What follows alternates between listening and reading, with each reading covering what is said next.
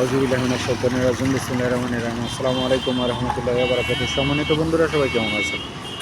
আলহামদুলিল্লাহ, আমি আল্লাহ তাআলার অশেষ রহমতে ভালো আছি।